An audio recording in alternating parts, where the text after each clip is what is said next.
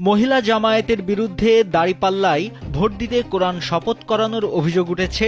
অন্যদিকে জামায়াতের দাবি কোরআনের ক্লাসে বাধা দিয়েছে যুবদল নেতাকর্মীরা।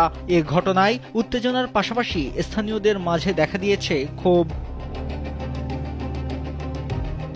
জানা যায়, স্থানীয় জামায়াত নেতা কাশেম মিয়ার বাসায় মহিলা জামায়াতের নেতাকর্মীরা জড়ো হন। তারা আশপাশের কিছু নারীকে কোরআনের ক্লাসে ডেকে আনেন।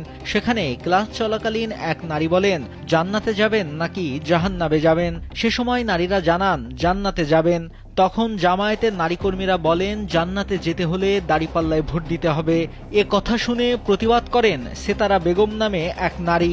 তিনি চিৎকার করে বলেন, এই ক্লাসে দাঁড়িপাল্লায় ভোট দিতে নারীদের কোরআন শপথ করানোর চেষ্টা করা হচ্ছে।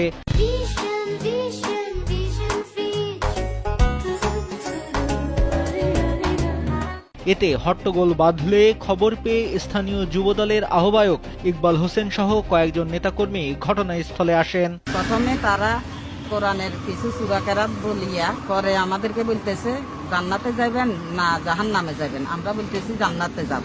তো জান্নাতে গেলে আপনারা দাঁড়িপাল্লায় ভোট দিতে হবে। আল্লাহর কোরআনের সাক্ষী করি বলেন আপনারা দাঁড়িপাল্লায় ভোট দিবেন কিনা। আমি তারপর তাদের সাথে বিতর্কে গেলাম। আমার ভোট আমি দিব, যাকে খুশি তাকে দিব। আমি সামনে দিয়ে দোনো পক্ষের হাত দিয়ে এভাবে ছুড়ে দিছি। ছুড়ে দেওয়ার পরে এখন একটা চক্র আপনার মিডিয়াতে আমার নাম বলতেছে আমি ওখানে নাই, সন্ত্রাসী কার্যকলাপ, আমি কোরআনের তালিমকে বাধাগ্রস্ত করতেছি। তো ওইখানে একটা আসসালামু আলাইকুম। আপনারা একটা ভিডিও দেখলেন, জামাতে ইসলামের মহিলা কিছু বট বাহিনী কোরআন তালিমের কথা বলে ঘরের ভিতরে এলাকার কিছু মহিলা নিয়ে ওনারা কতক্ষণ কোরআন তেলাওয়াত করছে। করার পরে তখন ওই মহিলাদেরকে প্রশ্ন করছে যে আপনারা কি জান্নাতে যাইবেন না দোজকে যাইবেন।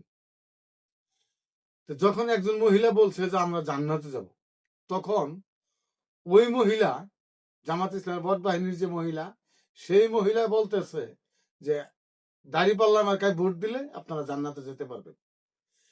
আমি বারবারই বলে থাকি, আমার দেশবাসীদের বলতেছি, যখনই যে কোনো দলের লোক এই সমস্ত নাজায়েজ কথাবার্তা বলবে, সেরেকি কথাবার্তা বলবে, আপনারা এদেরকে স্থান দিবেন না। এদেরকে ঝাড়ু হাসুন জুতা যা পাইবেন তাই দিয়ে পিটাই এলাকা